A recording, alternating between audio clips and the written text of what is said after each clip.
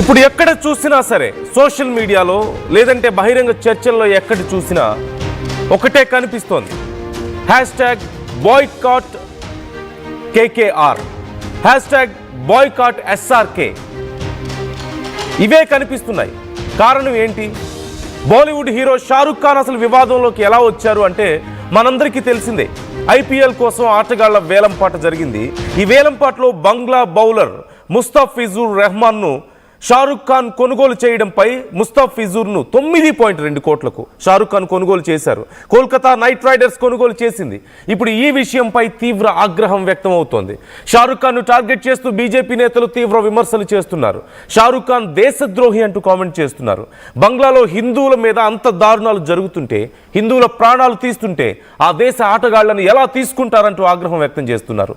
బంగ్లా ప్లేయర్లు విమానాశ్రయం దాటి బయటకు రాలేరంటూ హెచ్చరిస్తున్నారు. షారుఖ్ ముస్లిం కాబట్టే టార్గెట్ చేస్తున్నాడంటూ కూడా మరికొంతమంది ఫైర్ అవుతున్నారు. సో మొత్తం మీద ఇప్పుడు ఈ విషయం చర్చనీయాంశంగా మారింది. Shahrukh Khan Kolkata night riders team owner మనందరికీ తెలుసు. ఐపీఎల్లో కోల్కతా నైట్ రైడర్స్కి చాలా మంచి రికార్డ్స్ ఉన్నాయి. అయితే ఆటగాళ్ల వేలం సందర్భంగా బంగ్లాదేశ్ ఆటగాడిని మీరు ఎలా తీసుకుంటారు అనే ప్రశ్న ఇప్పుడు పెద్ద ఎత్తున వస్తుంది. బంగ్లాదేశ్ భారత్ మధ్య ఈ మధ్య తీవ్ర ఉద్రిక్తతలు మనం చూస్తూనే ఉన్నాం.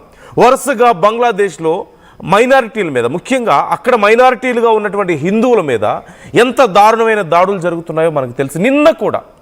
నిన్న కూడా ఒక దాడి జరిగింది. ఒక హిందువుని అక్కడ కొట్టి నిప్పంటిస్తే అతను ప్రాణాలు కాపాడుకోవడానికి చివరికి అక్కడ ఉన్న చెరువులో దూకి ప్రాణాలు కాపాడుకున్నాడు. చిన్న పిల్లల మీద, 9 ఏళ్ల బాలిక మీద దారుణంగా వాళ్ళు దాడి చేస్తున్న పరిస్థితి కనిపిస్తోంది. వరుసగా హిందువుల మీద వాళ్ళని కొట్టి బహిరంగంగా చెట్టుకు వేలాడదీసి నిప్పంటిస్తున్నారు, ప్రాణాలు తీస్తున్నారు.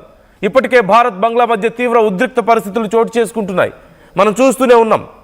ఇలాంటి పరిస్థితుల్లో బంగ్లాదేశ్ ఆటగాడిని 9.2 కోట్లు పెట్టి కొనుగోలు చేయాల్సిన అవసరం ఏంటి? గతంలో బోర్డర్లో ఉద్రిక్తతల సందర్భంలో పాకిస్తాన్ ఆటగాళ్లను ఎలాగైతే మనం బ్యాన్ చేశామో, పాకిస్తాన్ టీంని ఎలాగైతే మనం దూరం పెట్టామో, ఇప్పుడు బంగ్లాదేశ్ టీంని కూడా దూరంగా పెట్టాలి అనేది వస్తున్నటువంటి వాదన. బంగ్లాదేశ్లో ఉద్రిక్తతలు తగ్గే వరకు ఆ ఆటగాళ్ళని మనం అలౌ చేయకూడదని చెప్తున్నారు. ఈ నేపథ్యంలో చాలామంది బీజేపీ నాయకులు ఇప్పటికే షారుఖ్ ఖాన్కి వార్నింగ్ ఇస్తున్నారు. ఒకవేళ బంగ్లాదేశ్ ఆటగాళ్లు రేపు ఐపీఎల్ ఆడడానికి భారతదేశానికి వచ్చేటట్లయితే రన్వే మీద ఫ్లైట్ కూడా దిగనివ్వం. ఒకవేళ దిగి లోపలికి వస్తే, ఎయిర్పోర్ట్లోకి వస్తే ఎయిర్పోర్ట్ దాటి బయటికి రాడు ఖచ్చితంగా ఆటగాడు. అలా కాదని, మమ్మల్ని కాదని మీరు ఆటలు నిర్వహిస్తే, బంగ్లాదేశ్ ఆటగాళ్లను కనుక మీ టీంలో ఆడనిస్తే పిచ్చులన్నీ తవ్వేస్తాం, స్టేడియంని కాల్చేస్తాం, కూల్చేస్తాం అని చెప్పేసి వార్నింగ్స్ వస్తున్నాయి. పెద్ద ఎత్తున హ్యాష్ట్యాగ్ కేకేఆర్ ట్రెండ్ అవుతుంది. హ్యాష్ట్యాగ్ ఎస్ఆర్కే, బ్యాన్ ఎస్ఆర్కే అనేది ట్రెండ్ అవుతుంది. షారుఖ్ ఖాన్ని ఒక దేశద్రోహిగా చూస్తున్నారు. భారతదేశంలో ఉన్న భారతీయులందరూ, ముఖ్యంగా హిందువులు, బంగ్లాదేశ్లో హిందువుల మీద జరుగుతున్నటువంటి దాడుల పట్ల ఇంత ఆందోళన వ్యక్తం చేస్తుంటే అక్కడి బంగ్లాదేశ్ ఆటగాళ్ళని మీరు ఎలా కొనుగోలు చేస్తారు? మీకు లేదా దేశం అంటే గౌరవం లేదా? హిందువులంటే గౌరవం లేదా? అక్కడ అంత దారుణంగా హిందువుల మీద దాడులు జరుగుతుంటే మీరు మన దేశంలో ఉన్నటువంటి హిందువులందరూ, భారతీయులందరూ, ఇన్ఫ్యాక్ట్ భారతీయులందరూ ఈ విషయం మీద ఆందోళన వ్యక్తం చేస్తుంటే మీరెందుకు మద్దతుగా నిలబడలేకపోతున్నారు? మీరు వెళ్ళి ఆటగాళ్లను కొనాల్సిన పరిస్థితి ఏంటి? అంటే మా మనోభావాలంటే మీకు లెక్క లేదా? మా అభిప్రాయాలంటే మీకు లెక్క లేదా అని చెప్పి చాలామంది అభిమానులు ఇప్పుడు అడుగుతున్నారు. సోషల్ మీడియాలో, ట్విట్టర్లో, ఇన్స్టాగ్రామ్లో ఎక్కడ చూసినా సరే బ్యాన్ కేకేఆర్, బ్యాన్ ఎస్ఆర్కే అంటూ ట్రెండ్ అవుతుంది. షారుఖ్ ఖాన్ని బ్యాన్ చేయాలని చెప్పి, కేకేఆర్ని, కోల్కతా నైట్ రైడర్స్ని బ్యాన్ చేయాలని చెప్పేసి ఇప్పుడు ట్రెండింగ్ అవుతున్నటువంటి పరిస్థితి కనిపిస్తుంది. సో ఈ అంశం మీద మీ అభిప్రాయాలు ఎలా ఉన్నాయి? ఒక బంగ్లాదేశ్ ఆటగాడిని అంటే కేవలం ఆటగాడిగా మాత్రమే చూడాలి అనే ఉద్దేశం కోల్కతా నైట్ రైడర్స్లో కనిపిస్తుంది. ఇప్పటి వరకు షారుఖ్ ఖాన్ కానీ కోల్కతా నైట్ రైడర్స్ కానీ దీనికి సంబంధించి రెస్పాండ్ అవ్వలేదు, ఎలాంటి సమాధానం చెప్పలేదు.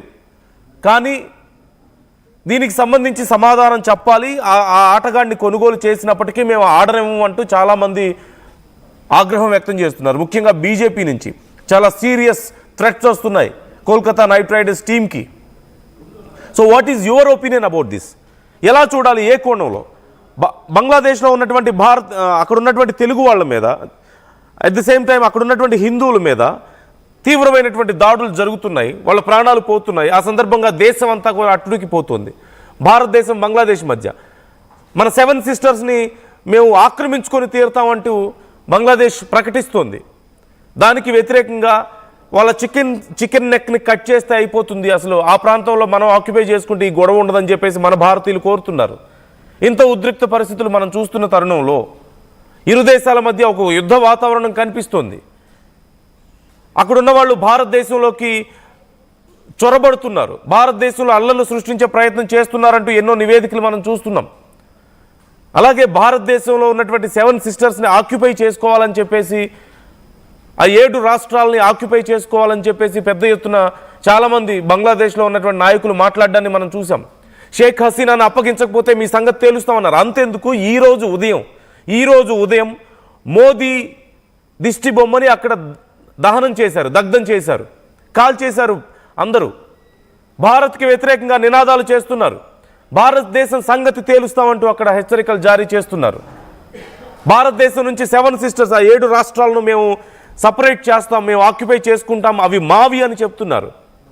ఇంత ఉద్రిక్తతల నడుమ కోల్కతా నైట్ రైడర్స్ ఆ దేశానికి సంబంధించి బంగ్లాదేశ్కి సంబంధించిన ప్లేయర్ను తీసుకోవడం, అంత భారీ వేల, అది కూడా 9.2 కోట్ల కొనుగోలు చేయడం ఇప్పుడు సంచలనంగా మారింది. So what is your opinion about this? మీరేమనుకుంటున్నారు? భారతీయుల మనోభావాలను నిజంగా కోల్కతా నైట్ రైడర్స్ పట్టించుకోవడం లేదని చాలామంది అంటున్నారు. Is that true? Do you think the same?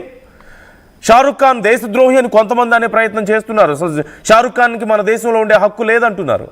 మన దేశ ప్రజల మనోభావాలకి షారుఖ్ ఖాన్ వాల్యూ ఇవ్వడం లేదని మరికొంతమంది అంటున్నారు. మీరేం ఆలోచిస్తున్నారు ఈ విషయంలో? బాయ్కాట్ కేకేఆర్ని మీరు ఎలా చూస్తున్నారు? బాయ్కాట్ ఎస్ఆర్కేని మీరు ఎలా చూస్తున్నారు?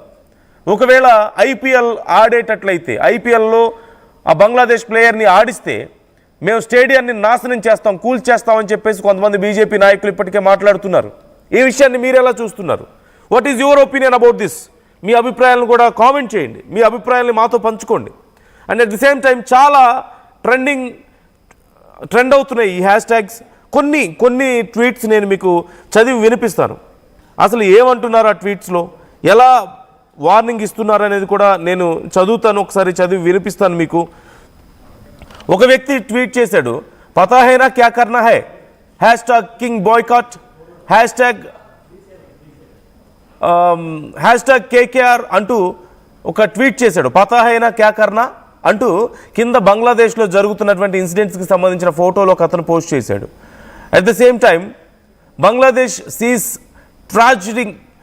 targeted killings of Hindus and an attack on Indian embassy. Yet KKR proudly signs a Bangladeshi player as if nothing matters beyond cricket optics.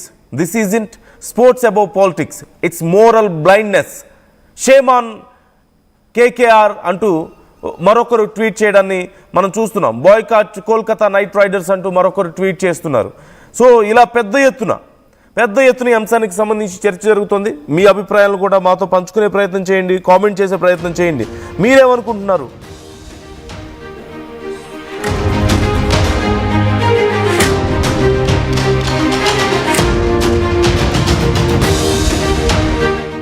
अगर रहमान जैसे खिलाड़ी भारत में खेलने आएंगे तो एयरपोर्ट से बाहर कदम नहीं रख पाएंगे, हम दावे के साथ कह रहे हैं।